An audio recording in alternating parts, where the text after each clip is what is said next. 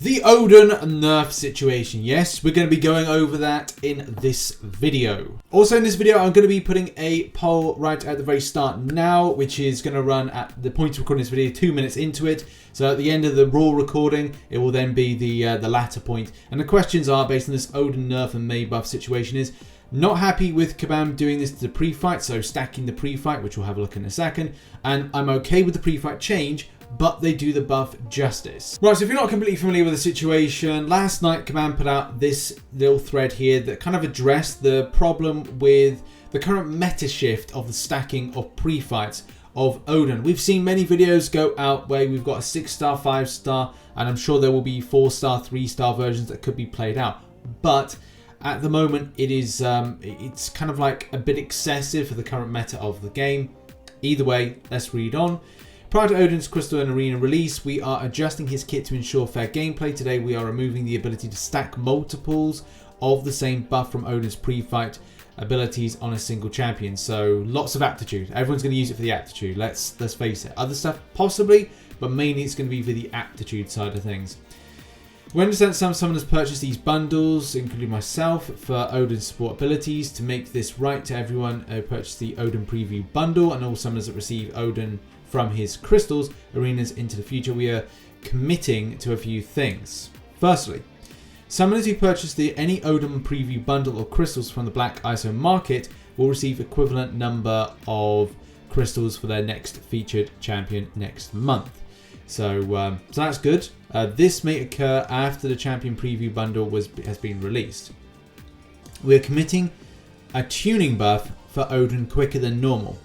Normally have in the past. We understand that this change does not affect Odin's performance as a support champion, and while we want to maintain his status as support champion, we also want to compensate for this change by giving him more power in his base abilities. This should be completed for our May release, which is good. And yeah, it's just for me is like, I understand that Kabam want to make him a support champion, but there is a certain narrative and line to go down where this champion is not necessarily a support character. He's never been mentoring Thor, mentoring Loki, possibly. But let's talk about the fact that he is the All-Father. He is a god. He should be done justice, and that's something that I really want to see. So hopefully roll on May and roll on any kind of like improvements that this can be made. But you know, Kabam have to take the L on this first of all to try and further down the line get a W, which is very, very difficult for them in this circumstance. I've seen there's a few people that have been a little bit frustrated with, say, several things. Number one, Kabam changing the champion, or kind of like changing it in this kind of way. And secondly, people annoyed about the overhyping of champions when it comes to like CTP videos and other stuff like that. Now, if you are annoyed about Kabam and like changing stuff that they have with their game, if you've never played any other game apart from Marvel Contest of Champions, then you should be familiar with the right to modify.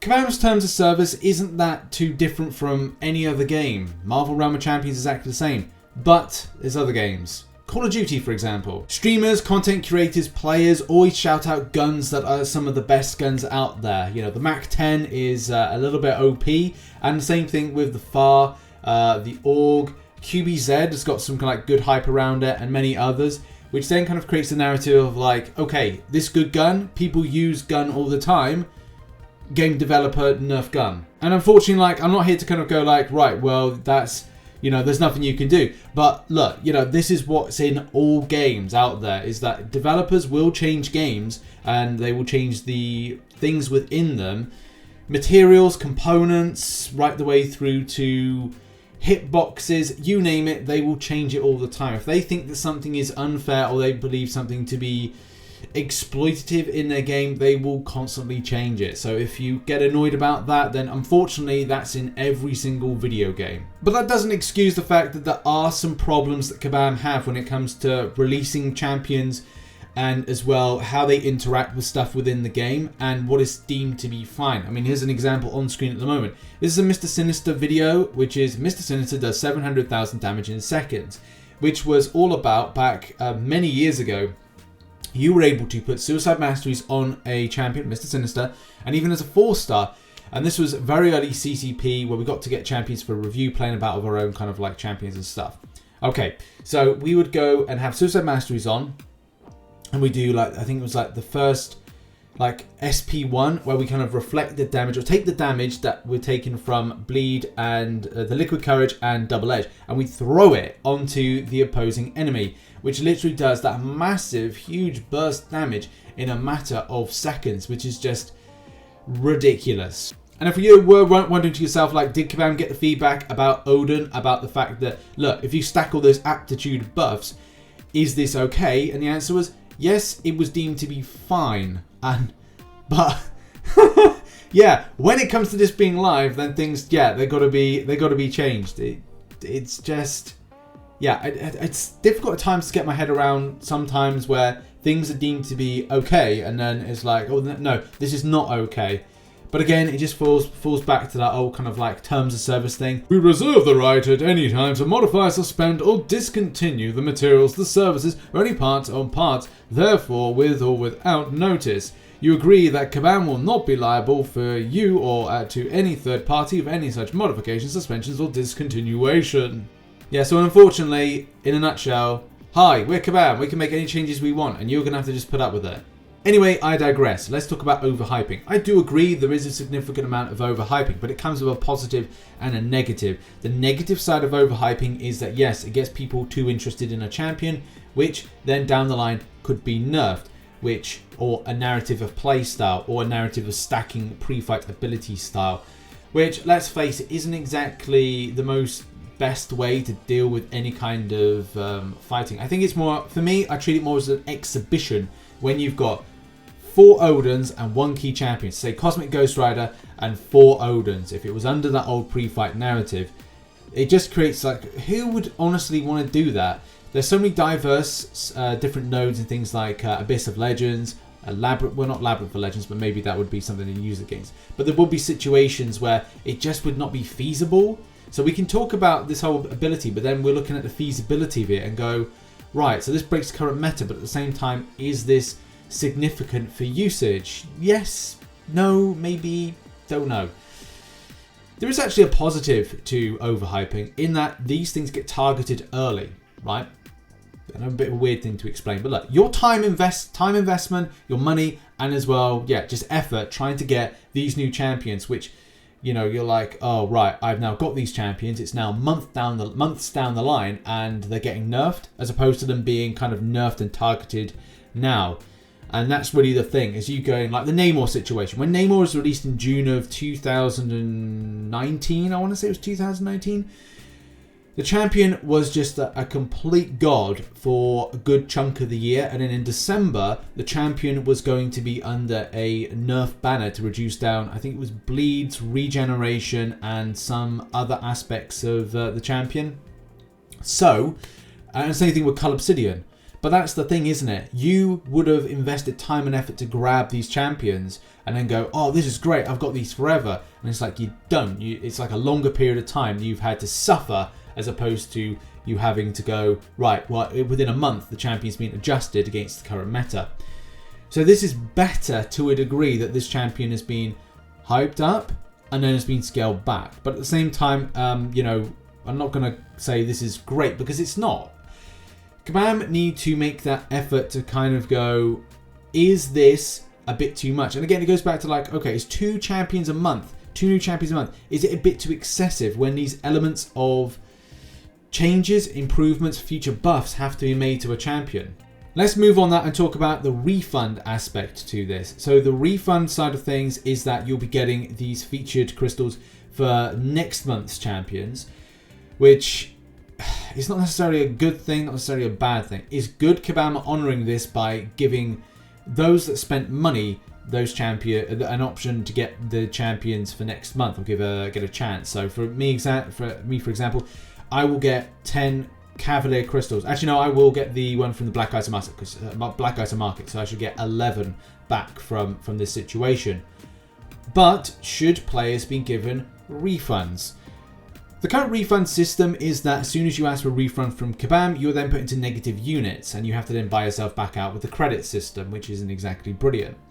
The other side of things of this that is kind of annoying is that you will have to like potentially the next month's champion to then go, oh, I've got next month's champion. Is this a good thing? Is this a bad thing? Oh, I don't like this champion. I got this champion. I would have preferred to have more of a shot of getting Odin than anything else. So yeah, it's kind of weird. It's kind of but at the same time, let's face it, are you really going to think that you're going to get the slim percentage to pick yourself up a 6-star or a 5-star version of next month's champion?